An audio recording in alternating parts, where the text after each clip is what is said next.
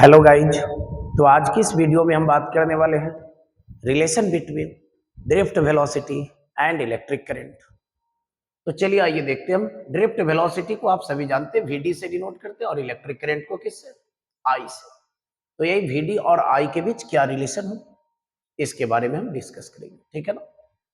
तो देखिए, drift velocity और इलेक्ट्रिक करंट के बीच रिलेशनशिप को पता करने के लिए हम एक कंडक्टर ए बी को ले लेंगे।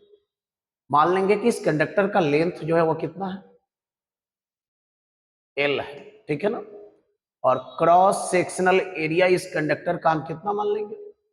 कैपिटल। अब मान लिया जाएगा कि इस कंडक्टर के एक एंड को किसी सेल के बैटरी के पॉजिटिव टर्मिनल से जोड़ दे रहे हैं और दूसरे एंड को किससे जोड़ दे रहे हैं हम? नेगेटिव टर्मिनल से, ठीक है ना। तो ध्यान से देखिए, यहां पे देखा फिगर में दिख रहा है एंड ए को जोड़ा गया है सेल के पॉजिटिव टर्मिनल से और एंड बी को जोड़ दिया गया है किससे? सेल के नेगेटिव टर्मिनल से। अब क्या करेंगे हम? मान लेंगे यहां पे कि इस कंडक्टर के पर यूनिट वॉल्यूम में जो नंबर ऑफ इलेक्ट्रॉन्स है वो कितना है। देखिए, तो मान लेंगे हम let N be the number of, क्या हो जाएगा? Electrons in per unit volume of conductor. Conductor के पर यूनिट वॉल्यूम में नंबर ऑफ इलेक्ट्रॉन्स मैंने कितना मान लिया? एन मान लिया, ठीक है ना। और ये इलेक्ट्रॉन जो होंगे पर यूनिट वॉल्यूम में उसकी संख्या अलग अलग कंडक्टर के लिए क्या होगा? अलग अलग होगा, क्योंकि आपको ये मालूम है जो कंडक्टर जितना बेहतर कंडक्टर होगा उसमें कहीं ना कहीं फिर इलेक्ट्रॉन की संख्या क्या होंगे? उतना ही ज्यादा होंगे, ठीक है ना। तो मैंने यहाँ पे यूनिट वॉल्यूम में नंबर ऑफ इलेक्ट्रॉन की संख्या कितना माना? एन। अब सबसे पहला काम क्या करेंगे, तो इस कंडक्टर के भीतर टोटल इलेक्ट्रॉन कितना होगा ये पता कर लेंगे हम, ठीक है ना। देखिए, तो total number of electrons, total number of electrons in conductor, capital N से इसको डिनोट कर दे रहे हैं। तो ये किसके इक्वल होगा? A small N into volume of conductor, ठीक है ना। वॉल्यूम ऑफ कंडक्टर, क्योंकि यूनिट वॉल्यूम में इलेक्ट्रॉन की संख्या मैंने माना है एन है, तो टोटल इलेक्ट्रॉन की संख्या को पता करने के लिए कहीं ना कहीं एन को हम कंडक्टर के वॉल्यूम से क्या करेंगे? मल्टीप्लाई कर देंगे। और एन इज इक्वल टू, देखिए अब क्या लिखेंगे? स्मॉल एन इंटू कंडक्टर की वॉल्यूम कहीं ना कहीं क्रॉस सेक्शनल एरिया और लेंथ के प्रोडक्ट के इक्वल होगा, यानी A into L. Total number of electron कितना होगा? NaL। अब मान लिया जाए कि प्रत्येक इलेक्ट्रॉन पे चार्ज कितना है। देखिए, मान लेते हैं चार्ज ऑन एच इलेक्ट्रॉन कितना मान लेना? E। तो जब ईच इलेक्ट्रॉन पे चार्ज E है तो इस कंडक्टर के भीतर टोटल चार्ज कितना होगा ये पता कर लेंगे हम। देखिए, total charge in conductor, total charge को कैपिटल क्यू से डिनोट कर लेना। क्यू इज इक्वल टू क्या हो जाएंगे? देखिए, total number of electrons into क्या हो जाएगा? ई।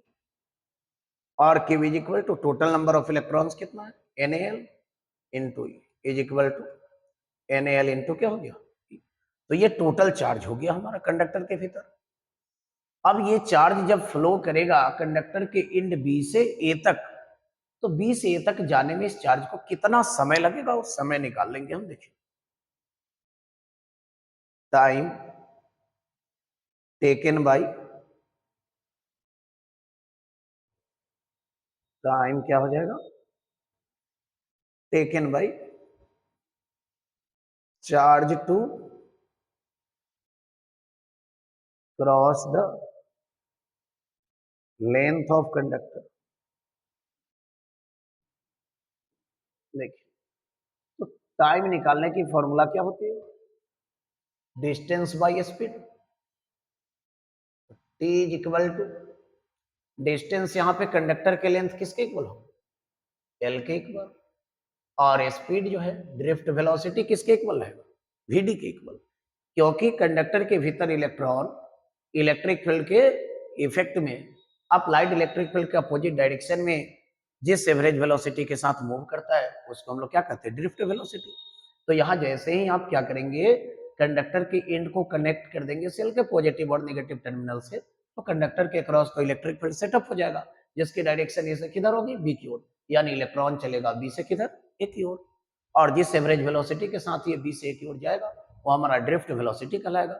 तो कहीं ना कहीं यहाँ पे जो कंडक्टर के भीतर चार्ज क्यू को बी से ए तक फ्लो होने में जो समय लगेगा वो समय हमारा एल इज इक्वल टू करे t is equal to L by किसके इक्वल रहेगा, वीडी के इक्वल, वेयर वीडी हमारा क्या रहेगा, ड्रिफ्ट वेलोसिटी, क्योंकि इसी वेलोसिटी के साथ चार्ज मूव करते हुए आएगा बी से कहा ए तक, ठीक है ना। देखिए बट इलेक्ट्रिक करंट का डिफिनेशन आप पढ़ चुके हैं, आई इज इक्वल टू क्या होता है, क्यू बाई टी, और देखिए आई इज इक्वल टू, अब क्यू का वैल्यू हम निकाल चुके हैं, कितना है, एन ए एल इंटू, देखिए क्यू का वैल्यू कितना, एन ए एल इंटू ई, और टी का वैल्यू कितना है, एल बाई वी डी, यानी वी डी अपॉन क्या हो जाएगा, एल से एल हमारा क्या हो गया, कैंसिल आउट, यानी आई की वैल्यू क्या हो गया, n e A v d, ठीक है ना। अब देखिए अगर हम बात करें तो यहाँ पे here n comma e and A are क्या कह सकते हैं, कांस्टेंट, क्योंकि पर यूनिट वॉल्यूम में नंबर ऑफ इलेक्ट्रॉन जो होगा वो तो एक मटेरियल के लिए सेम ही रहेगा, इलेक्ट्रॉन पे चार्ज जो है वो कांस्टेंट ही रहेगा, क्रॉस सेक्शनल एरिया भी कंडक्टर का फिक्स रहेगा जब तक कंडक्टर चेंज नहीं करेंगे, ठीक है ना। तो ये तीनों को यदि हम कांस्टेंट मान लें, दैट इज, अब क्या लिख सकते हैं चाहे तो, आई डायरेक्टली प्रोपोर्शनल किसके हो जाएंगे, वीडी के, आई डायरेक्टली प्रोपोर्शनल किसके हो जाएंगे, वीडी के, यानी इलेक्ट्रिक करंट और ड्रिफ्ट वेलोसिटी के बीच क्या रिलेशन पता चला, करंट जो होती है और ड्रिफ्ट वेलोसिटी के क्या होता है, डायरेक्टली प्रोपोर्शनल होता है। दैट मीन्स जैसे जैसे कंडक्टर से फ्लो होने वाला करंट का वैल्यू बढ़ेगा वैसे वैसे ड्रिफ्ट वेलोसिटी भी क्या होते जाएंगे, बढ़ते जाएंगे। तो आई होप कि ये वीडियो आप लोगों को अच्छा लगेगा, आप इसे ज्यादा से ज्यादा लाइक और शेयर करें, साथ ही बेल आइकन को प्रेस कर ले ताकि जब भी मैं आपके लिए नए वीडियो लेकर आऊं आपको उसका नोटिफिकेशन सबसे पहले मिल जाएंगे।